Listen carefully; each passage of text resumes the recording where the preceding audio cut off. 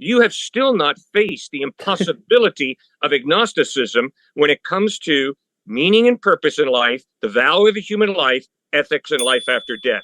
And you intentionally evade it. And I don't blame you, Alex. I'd do the same thing if I was sitting in your chair. That's baloney. That's not an appeal to agnosticism. I need to jump in here. I need to jump in here. Listen, I'm going to quote it again. I'm going to put it in bold. Before the fall of man. To say that I'm intentionally evading your question because of some kind of fault in my worldview is an attack on my character that I just can't let stand. Can I ask you a question?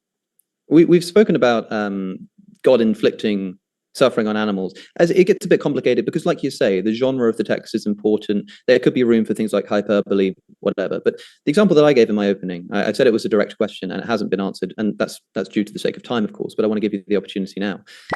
That deer, leg trapped under a branch on its own, no moral free choice, no moral soul development, no people looking at this with a chance to save them, giving them an ability to achieve some higher order good, just starvation for, say, I don't know, a week before finally being stumbled upon by a mountain lion who will kill it by sticking its jaws in its throat, and it will die excruciatingly over the course of a few minutes. This kind of thing happens routinely throughout the animal kingdom. I said that if I gave you the opportunity right now, if I said that you were about to become a random wild animal somewhere in the world right now, when I press this button, I think you would kill yourself before I had the opportunity, because you know that you're about to enter a life of untold misery. The question is, why? Why is this allowed? And bear in mind that I don't know is not an answer. Oh, yes, it is an answer. I don't know is called honesty, Alex. And if I don't know... Well, there we have it then. I agree with you. I don't know is called honesty. I'll give you my best Agnosticism on this question is called honesty.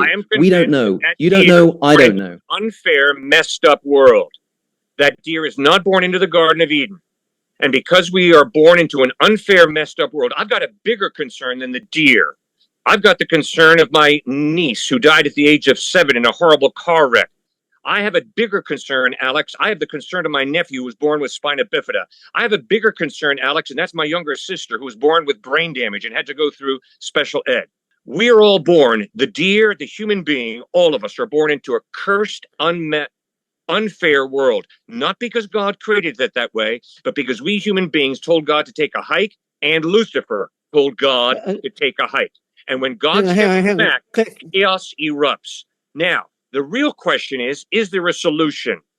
And the amazing message of the gospel of Jesus Christ is God loves us so much that he provides the ultimate solution